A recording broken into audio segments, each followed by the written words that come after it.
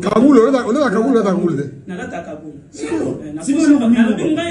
Moi, on tient dans un peu ça, vous savez, vous savez. Mutasenga mutaza chargé à communication ya ba appel sur tokangi to senga kaba mongo bisonyo sonde ana senga kato senga mongo na bien organisé, c'est lui qui s'occupe de ça. C'est bon na distributeur na keno. C'est lui et puis ngale rôle na ngeza ka kukumba. Oh. Oui, kukumba koluka kilia koluka. On a Kaboul pour lui. Il ça général ne Kaboul est à quoi? En fait, là tu as Kaboul puisque na saliming na Vodacom na ba point stratégique na saliming na mon général à l'attaque Kaboul pour na banga ka nini parce que l'homme na libandi ke ba ya ko talamba mo ba ba ah mutalibando a levé biso ya ngolo awanga na même Kaboul c'est là Kaboul pour lui. Tant qu'on a volé, on a roulé, on a volé, mais tant qu'on a action. Non, papa, on a pas une explication puisque vous ne éviter ma tout ça. On a des droit pour expliquer. Loba. Puisque est-ce que là si on a un taxi ou ça taxi, on t'a comme matin mon Kaboul. C'est pratiquement impossible. Balade la Kaboul, ceux qui montent côté, tant montent côté. Ça la n'est sur client côté. C'est ça général n'ani ndego no imse. Ah, expliquez nous ça. Oui chef. On a na kitchen va chauffer. Les bosses là na deux personnes. On va na kitchen yo, hier les bosses awa na kitchen yo. Antonito HR, Antita Sima, moi c'est Naïdina, puisque avant on te connaît Naïdina, na 4-4. Tu tiki place au moko, on a client oyo à kota. Moi c'est pas ma confiance. Si vous hier les bosso, on les a ndeni. Azoko ça le sur le téléphone. On a ça le quoi na calculateur. Sauf qu'il y a Koti. Sauf qu'il y a Koti, yo sali. Yo sali. Et Azaka qui a pas d'abord à sauter. Yeah. Ana makasi. Balamo va sauter.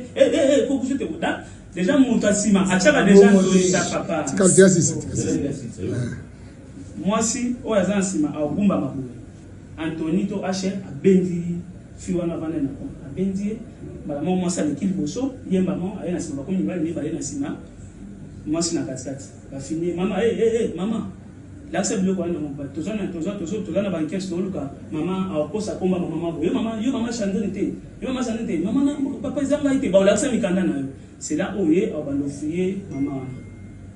Ouais, déjà, là, tu as coulé. Là, ce qu'on a là, tu as coulé pour la mise automatique, va vite à Nios. Votre musique. Tu tiens la musique, tu tiens la clé, sauf que À en croire la police ville de Kinshasa, ces personnes sont auteurs de kidnappings signalés ces derniers temps dans la capitale. C'est plus de 30 personnes arrêtées par le commissariat provincial de la police. Le général Silvano Kassongo, chef de la police de la ville, les a présentés au vice-premier ministre, ministre de l'Intérieur, Sécurité et Affaires coutumières Peter Kazadi. Parmi ces criminels présumés figurent des jeunes dames dont la beauté sert d'appât pour rassurer les victimes à bord des taxis avant de les kidnapper. Les jeunes gens qui ont mis leur vigueur au service du mal sont également comptés parmi les criminels. 23 bandits à main armée, tous des civils, dont 6 filles, et 4 policiers qui ont excellé dans l'extorsion et arrestation arbitraire. Dans cette circonstance, nous avons saisi 3 voitures Toyota IST, 7 motos, une arme AK-47, 5 machettes, cisailles et cagoules.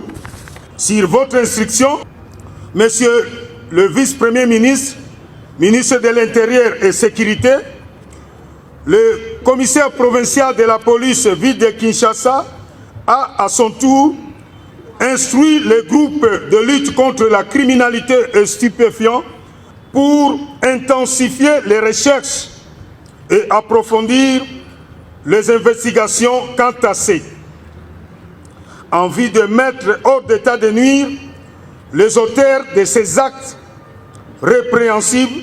Quelques jours avant, juste après leur arrestation, dans les locaux de la police, ils sont passés aux aveux, reconnaissant leur forfait. C'est ça l'affaire, le quoi, tout ça, taxi, et puis qu'il y a côté, babotolier bilo. Première fois, police criminelle quand même. Et quand il y a pour l'enlèvement, tout ça, on a taxi, catch et jaune. Là, il y a ça 2 fois. Souvent, la clé des roues, ou bien tournevis ya pamba to intimidara bango eza mondoki toza ba soda soki otie mutu makasi tobeta o masasi ale er to matana yo to koma to zui ba biloko non na kati ya taxi to maîtriser yo to koma na vide moko o eza ke kota calme a freiner et puis to kita yo toza ba soda kita kende nzela ya sima kota la liboso te so gangi to tiki porter polele to kobeta o masasi nda ozana bobangi ya kokita akokende et puis biso to démarrer to repoussana to rezomu to mosusu. Bakangi combien de fois la police criminelle? 5 fois. Combien? 5 fois. Au bima in la prison de dans la kende kuma to magistrat dans ensemble ça ne fait dans l'ensemble ça ne fait d'abord ça va pour ça une mise en liberté provisoire. Ça fait 750. $750. Moment émouvant, cette dame dont l'enfant a été tué par une personne arrêtée a reconnu le bourreau de son fils.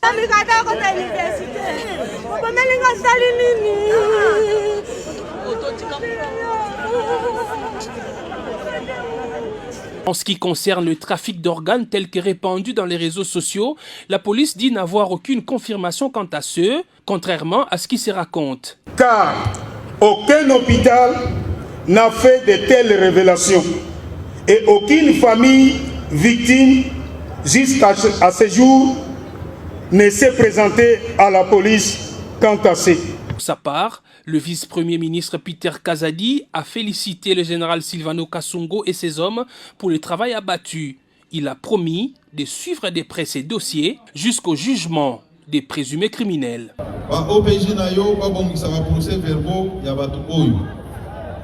Le plus rapidement possible, pas déférer bango na parquet.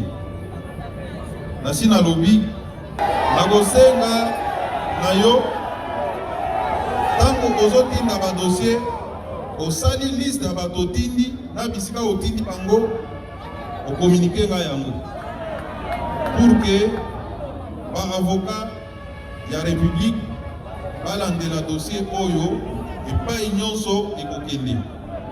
Ceux qui va libérer, que magistrat Songoro Pakala a libéré Moïbi. La population est appelée à la vigilance pour dénoncer tout cas suspect auprès de la police qui ne baisse pas les bras dans la lutte contre la criminalité à Kinshasa, suivant les instructions du chef de l'État, Félix-Antoine Tshisekedi Tshilombo.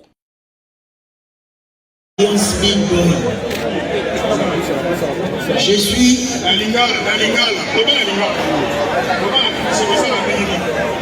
Naza, grand voleur reconnu, on a quand même plusieurs fois dans la police. Naotaki kozala na prison, on a bimaki, nazalaki na grâce présidentielle, nazalaki na idée ya kosala sous forfaité, si na ekokutana na fashion, oya vandi wana, aye ko recruter ngai. Aebisi ngai que il faut que comme akosala ba enlèvement ya bane kosala mwazana équipe na ye na équipe ne bakangai bango akie na prison. Aebisi ngai nalingi na soulever su ndenge mo major autiolo bapona mahamba ba organe ya aebisaki ngai que ba organe bazala mutu batekaka ngo mais soki bakati mutu ba organe batikaka ete mpona koeffacer trace donc soki ezala bafamille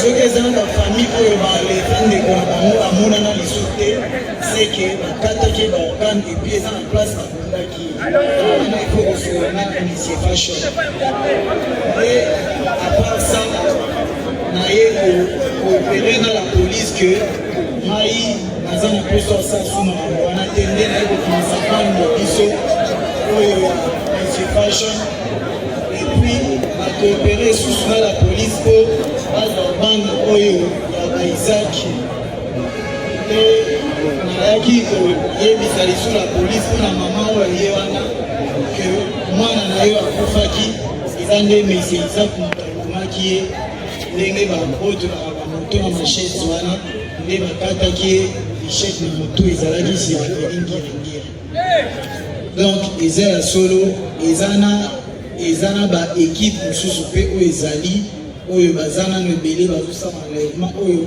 la police baza